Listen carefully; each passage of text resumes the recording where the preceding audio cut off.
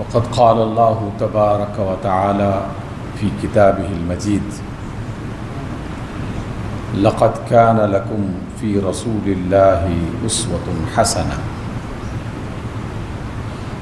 صدق الله وصدق رسوله صلی اللہ علیہ وسلم۔ سامعین گرامی، جتنے بھی خطبات آپ لوگوں کے سامنے پیش کیے جاتے ہیں کسی جمعے کے حوالے سے یا کسی عید کے حوالے سے یا کسی اور مناسبت سے، تو رسول اللہ صلی اللہ علیہ وسلم کا بتایا ہوا اور سنایا ہوا وہ خطبہ،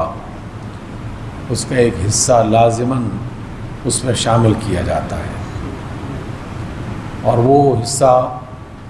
رسول اللہ صلی اللہ علیہ وسلم کی ذات گرامی اور آپ کی طرف سے جو مشن تمام لوگوں کے ذمے لگایا گیا اس کا حوالہ دیا جاتا ہے۔ اس میں پہلے یہ بات بتائی جاتی ہے کہ رسول اللہ صلی اللہ علیہ وسلم تمہیں بشارت دینے کے لیے اور خبردار کرنے کے لیے بھیجے گئے ہیں۔ اسی وجہ سے آپ صلی اللہ علیہ وسلم کے جو صفاتی نام ہیں ان میں سے بشیر اور نذیر بہت زیادہ کثرت سے بولا جانے والا اسم ہے۔ بشیر بشارت دینے والا اور نذیر خبردار کرنے والا۔ اس کے علاوہ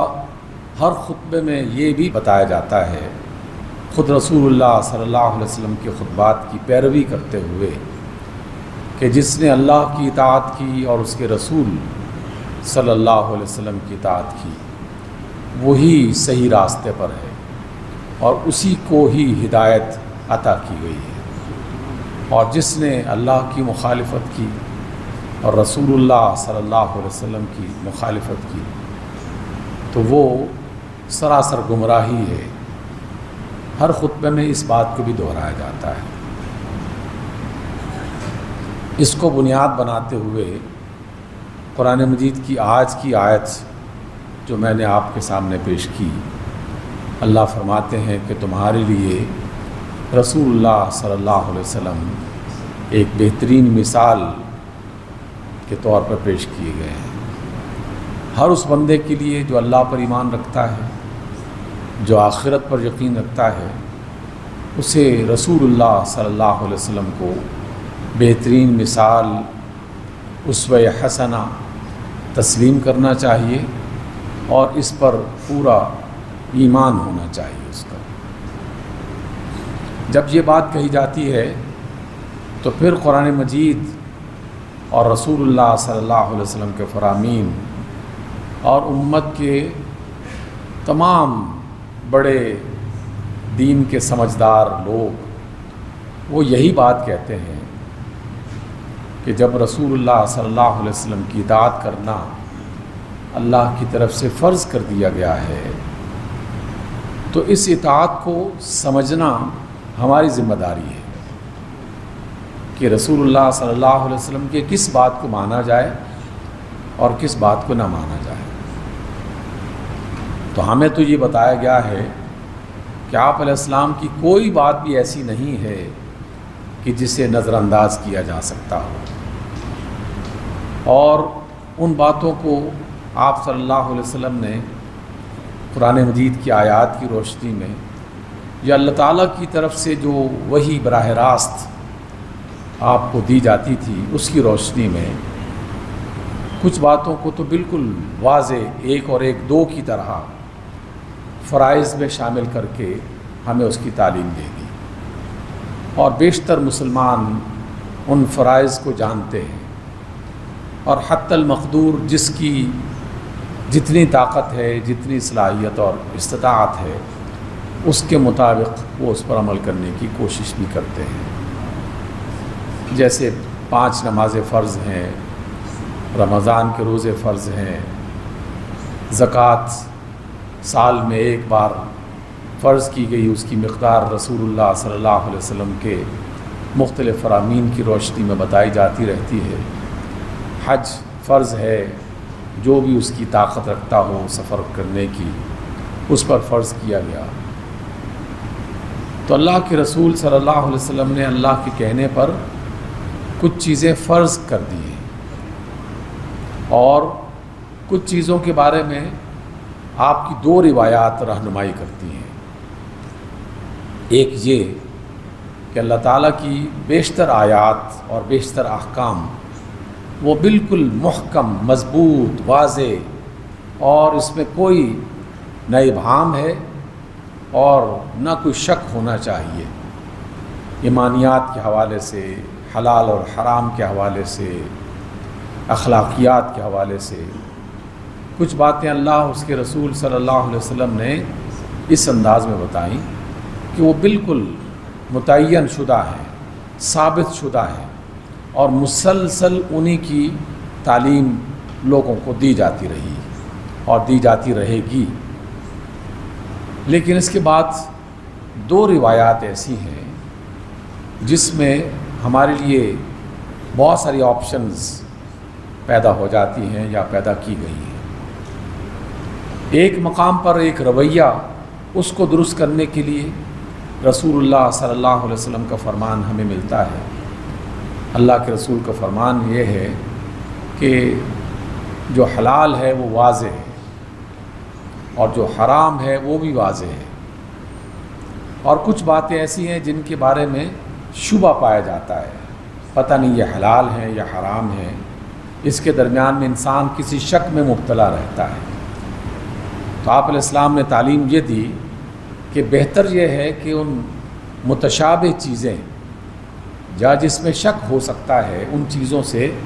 آدمی اپنے آپ کو بچا کے رکھے، شک والی بات میں مبتلا ہی نہ ہو، اس پہ پڑے ہی نہ، یہ سب سے بہتر رویہ ہے۔ اس لیے حلال واضح کر دیا گیا، حرام واضح کر دیا گیا، تو جس میں کوئی شک پیدا ہو جائے، کوئی شبہ پیدا ہو جائے، تو آپ کی عمومی تعلیم یہی ہے کہ اس سے گریز کرنا، اس سے اجتناب کرنا، اس سے بچنا، یہ زیادہ بہتر ہے۔ تو اس پر بھی بہت سارے لوگ عمل کرتے ہیں اہل ایمان میں سے۔ ایک دوسری روایت میں آپ علیہ السلام نے یہ فرمایا کہ اللہ تعالیٰ نے حلال کو واضح کر دیا اور فرائض متعین کر دیے، اور جو کام کرنے لازم تھے اس کا اعلان کر دیا، اس کو بیان کر دیا، لیکن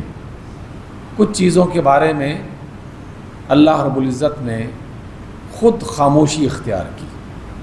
اس کے بارے میں کوئی وضاحت نہیں کی،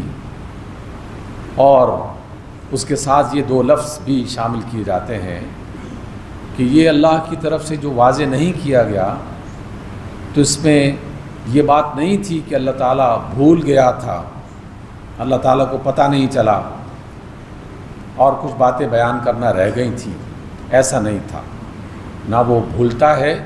نہ اس نے کوئی چیز بھولی ہے، اور فرمایا کہ نہ تو اللہ بھولا تھا بلکہ وہ جانتا تھا کہ یہ کون سی بات ہے جو بیان نہیں کی جا رہی۔ اس کے بارے میں رسول اللہ صلی اللہ علیہ وسلم نے دوسرا لفظ استعمال فرمایا کہ وَسَكَتَ عَنْ أَشْيَاء، کچھ چیزوں کے بارے میں اللہ خود خاموش رہا، رحمتاً بکم، تمہارے ساتھ مہربانی کے نقطہ نظر سے، رحم اور رحمت کی بنیاد پر اللہ تعالیٰ نے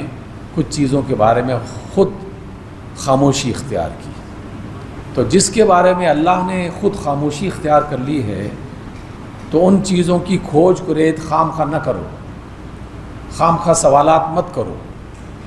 کہ اللہ تعالیٰ نے یہ کیوں نہیں بتایا، وہ کیوں نہیں بتایا، بتا سکتا تھا۔ تو جن چیزوں میں اللہ نے خود خاموشی اختیار کر لی ہے، تو ایمان کا تقاضا یہ ہے کہ اللہ تعالیٰ کی رحمت پر یقین رکھتے ہوئے اس پر ہم بھی خاموشی اختیار کریں۔ بہت چھوٹی سی مثال، مثلا سورہ کہف میں ہم لوگ اصحاب کہف کا واقعہ پڑھتے ہیں قرآن مجید میں۔ ہر جمعے کو باقاعدہ لوگ جنہیں تلاوت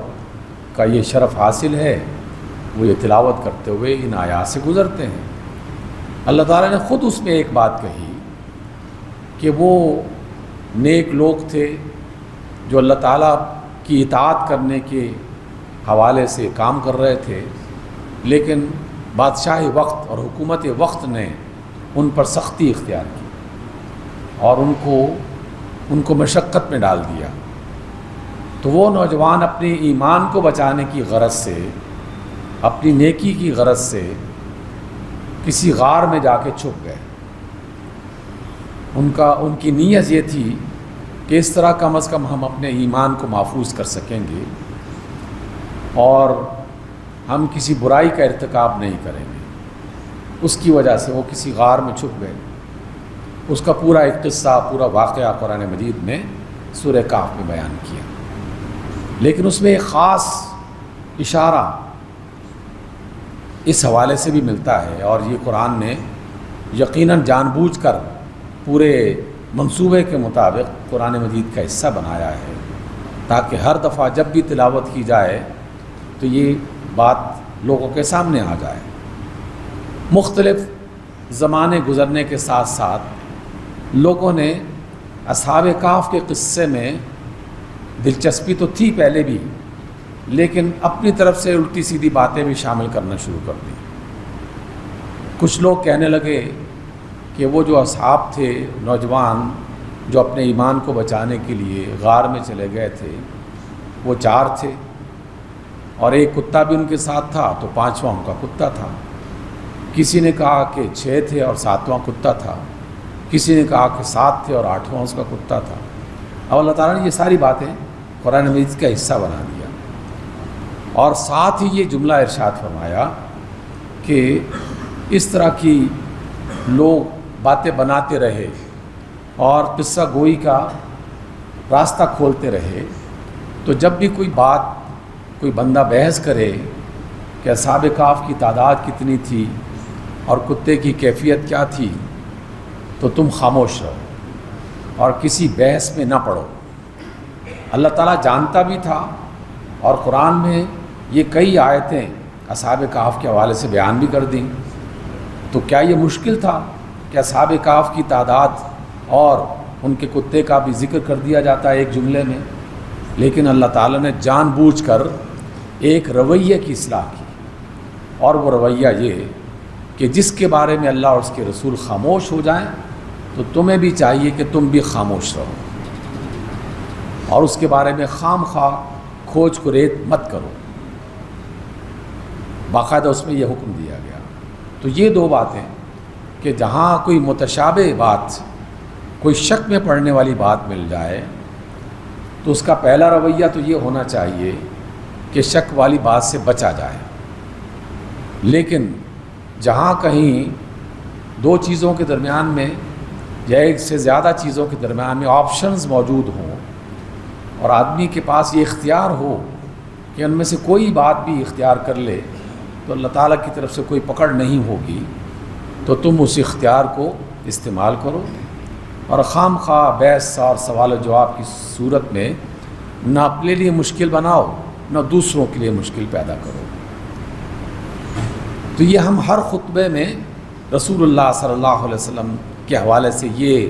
بنیادی فرمان پڑھتے ہیں اور خطبے کا حصہ سمجھ کے اس کو تلاوت کیا جاتا ہے۔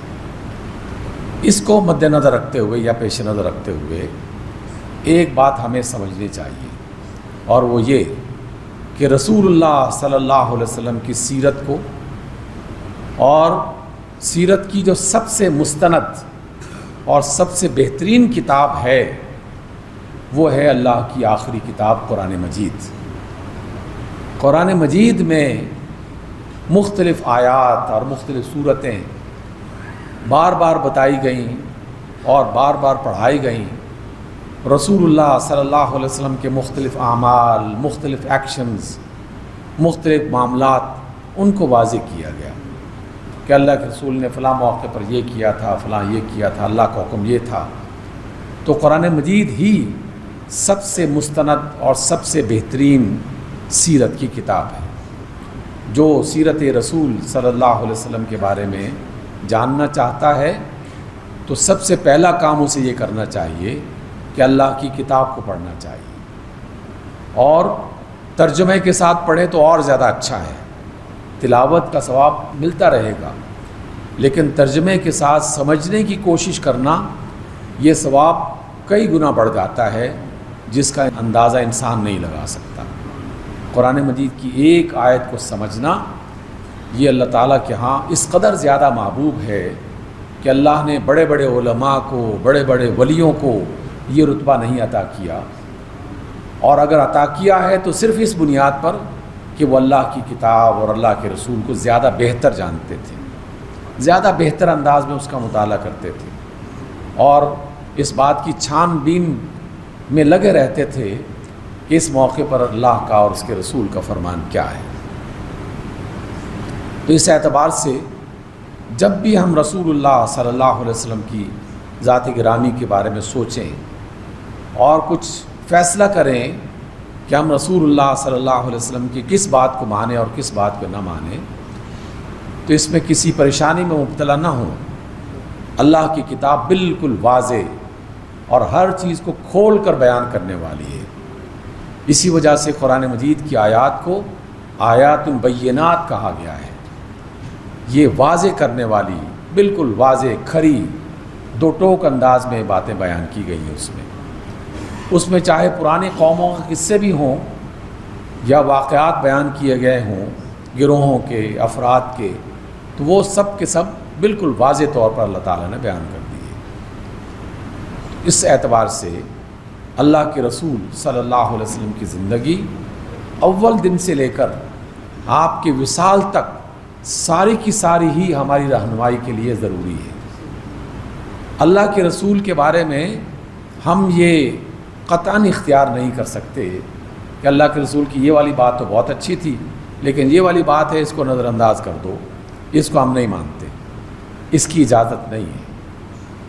سوائے اس بات کے جو میں نے پہلے بیان کر دی کہ جہاں کچھ گنجائش ہو اور اللہ کے رسول اور اللہ تعالیٰ نے خود خاموشی اختیار کی ہو تو وہاں انسان اپنی عقل کے گھوڑے دوڑا سکتا ہے اور اس کے بارے میں سوچ سکتا ہے، سوالات بھی کر سکتا ہے، لیکن جہاں واضح ہو جائے کہ اللہ اور اس کے رسول کا فرمان یہ ہے تو اس کے بارے میں پھر کسی وہم و گمان میں مبتلا ہونے کی ضرورت نہیں ہے۔ تو جب ہم رسول اللہ صلی اللہ علیہ وسلم کی سیرت کی بات کرتے ہیں تو آپ علیہ السلام کی سیرت اول دن سے لے کر آخری وصال تک وہ ساری کی ساری ہی سیرت رسول ہے، اور ہر ایک عمل اس بات کا حق رکھتا ہے کہ اس کو پڑھا جائے، اس کو سمجھا جائے اور اس کے مطابق اپنی زندگی گزاری جائے۔ ہر ایک بات، میں اس بات کو بار بار دہرا اس وجہ سے رہا ہوں کہ اس دنیا میں اللہ تعالیٰ کے فرمان کے مطابق بہت ساری قومیں، بہت سارے لوگ، گروہ ایسے آتے رہے کہ جو اپنے وقت کے نبیوں کی کچھ باتیں مانتے تھے اور کچھ باتوں کو جس میں ذرا سی تکلیف محسوس ہوتی اس کو چھوڑ دیتے تھے۔ قرآن مجید کی ایک آیت اس کی نشاندہی کرتی ہے۔ یہود اور نصارہ کے بارے میں کہا گیا افتؤمنون ببعض الکتاب وتکفرون ببعض، یہ یہودی علماء اور پھر ان کے بعد ان کے پیروکار عوام کیا کرتے تھے کہ اپنے وقت کے نبی کی کچھ باتیں مانتے تھے یا آسمان سے اترنے والی کچھ باتیں مانتے تھے، کچھ باتوں کا انکار کر دیا کرتے تھے۔ تو رسول اللہ صلی اللہ علیہ وسلم نے ہمیں اس سے روکا اور کہا کہ تم ایسے نہ ہو جانا۔ قرآن مجید کی آیت بھی اس کو بیان کرتی ہے کہ تم یہود و نصارہ کی طرح مت ہو جانا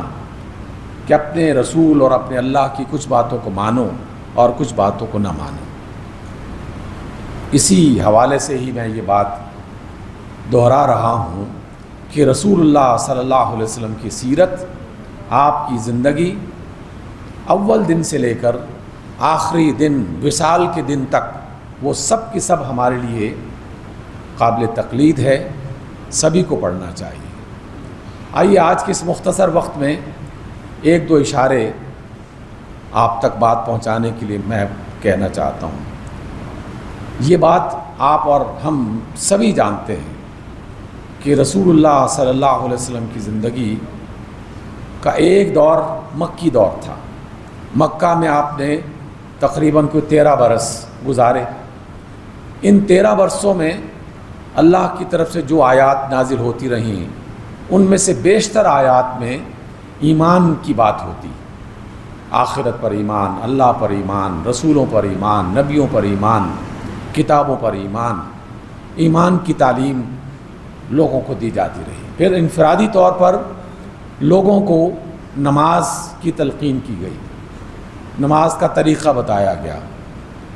زکوٰۃ کے بارے میں کچھ باتیں بیان کی گئیں، حج کے بارے میں کچھ تعلیمات ملتی ہیں، روزے کے بارے میں کچھ تعلیمات ملتی ہیں۔ گویا کہ ہر ایک انسان کی انفرادی ایمان والی کیفیت اور اعمال کے حوالے سے آپ صلی اللہ علیہ وسلم نے انسانوں کی رہنمائی کی۔ تو مکی دور 13 برس کا یہ سیرت رسول اللہ صلی اللہ علیہ وسلم کا بہت ہی بنیادی اور اساسی دور ہے، جس میں بنیادیں رکھی گئیں عقائد کی، اعمال کی اور بہت ساری چیزوں کی۔ جب مکی دور ختم ہوتا ہے، اور مکی دور کے بارے میں ایک بات اور بھی آپ سبھی جانتے ہیں کہ مکی دور میں مستقل ان اہل ایمان پر ظلم اور زیادتی ہوتی رہی، کسی کو جیل میں ڈالا گیا، کسی پر کوڑے برسائے گئے، کسی کا کاروبار تباہ کر دیا گیا، کسی کو قتل اور شہید کر دیا گیا، کسی کے راستے میں اور دیگر طرح کی جو بھی دنیاوی لوگ مشکلات پیدا کر سکتے ہیں وہ سب مشکلات پیدا کی گئی۔ خود رسول اللہ صلی اللہ علیہ وسلم اور آپ کے مقام اور مرتبے کو کیا کوئی بیان کر سکتا ہے؟ اتنی عظیم کہ پوری کائنات میں سب سے زیادہ اللہ تعالیٰ نے انہیں ہی رتبہ عطا کیا، لیکن حالت یہ تھی کہ مکہ کی کسی گلی میں آپ گزرتے تو وہاں کے نوجوان، وہاں کے عام لڑکے بالے وہ آپ کو گالیاں دیتے، آوازیں کستے اور باقی ساری مشکلات آپ ان کا حوالہ اکثر سنتے رہتے۔ تو آپ نے مکہ کے 13 برس مشکلات میں گزارے، بہت ہی زیادہ مشقت، افرادی طور پر لوگوں کو بڑی مشقتوں سے گزرنا پڑا، لیکن یہ سارا کا سارا ابتدائی اساسی باتیں تھیں جس کی تعلیم لوگوں کو دی جاتی رہی، خفیہ طور پر، کئی قبیلوں میں جا کر، کئی اعلانیہ طور پر یہ باتیں ہوتی رہیں۔ لیکن کیا رسول اللہ صلی اللہ علیہ وسلم کی زندگی، آپ کی سیرت مکہ میں ختم ہو گئی تھی؟ آپ کی سیرت کا چیپٹر مکہ میں بند کر دیا گیا تھا؟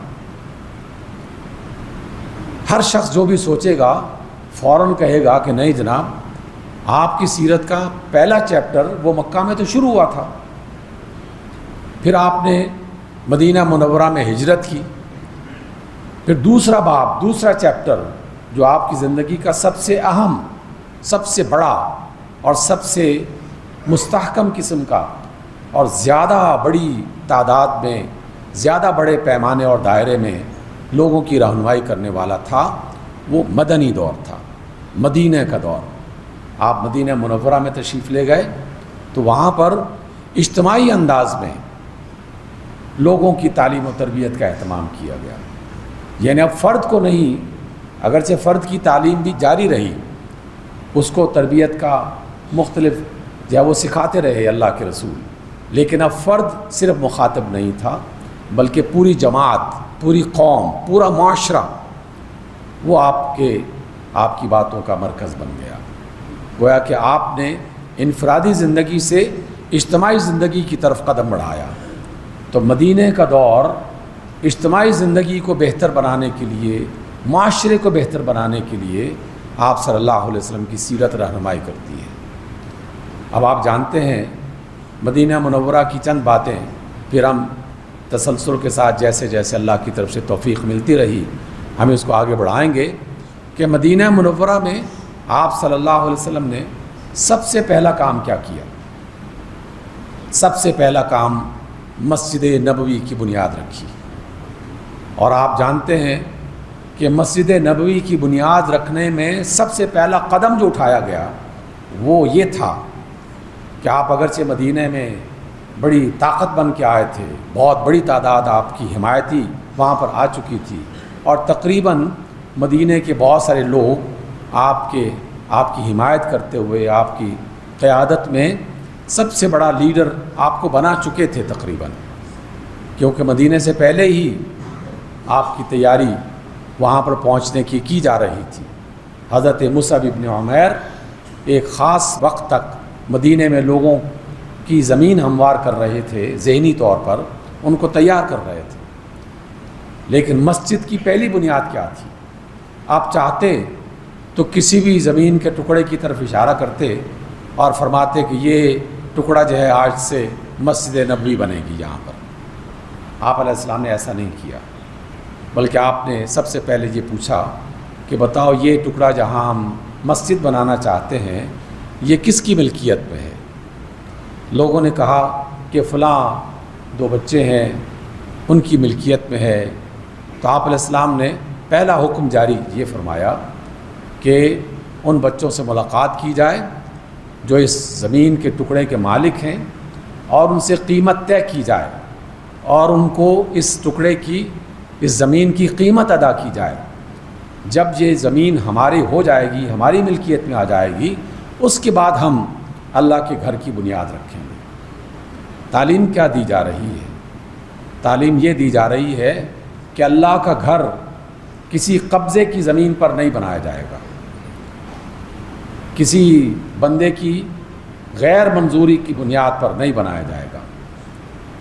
یعنی وہ تمام لوگ جو مختلف مقامات پر قبضہ کر کے وہاں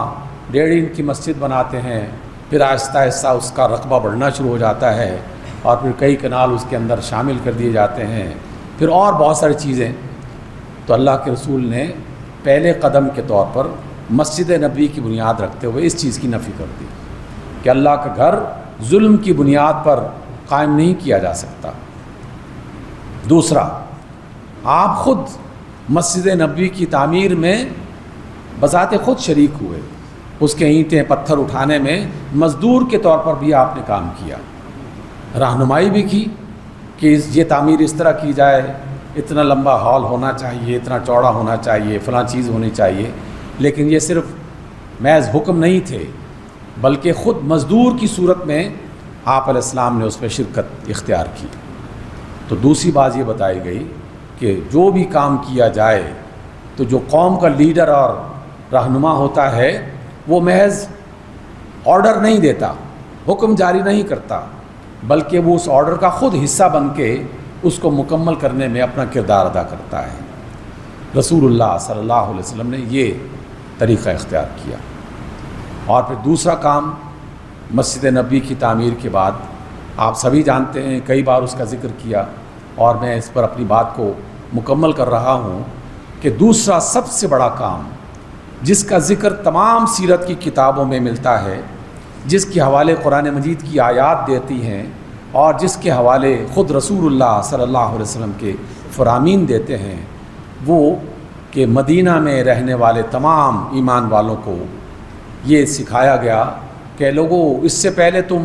مختلف قبیلوں کے اعتبار سے پہچانے جاتے تھے، مختلف قوموں کے حوالے سے پہچانے جاتے تھے، مختلف طبقات تھے، کوئی یہودی ہے، کوئی عیسائی ہے، کوئی مہاجر ہے، کوئی انصاری ہے، کوئی باہر سے آیا ہے، کوئی مدینہ کے رہنے والا ہے۔ لیکن جب ایمان کی بات آتی ہے تو آپ علیہ السلام نے سب سے مضبوط بنیاد لوگوں کو یہ سکھائی کہ لوگوں اب تم امت مسلمہ کا حصہ بن چکے ہو، تم سب کے سب ایک قوم، ایک امت بن چکے ہو، اور ایک مسلمان امت کیا ہوتی ہے؟ وہ آپس میں بھائیوں کی طرح، سگے بھائیوں کی طرح رہتی ہے۔ انما المؤمنون اخوہ، قرآن مجید اس کی تصدیق بھی کرتا ہے اور تعلیم بھی دیتا ہے۔ سارے کے سارے مسلمان، گویا کہ مدینہ کی ریاست کو مضبوط بنانے کے لیے، مستحکم بنیادوں پر استوار کرنے کے لیے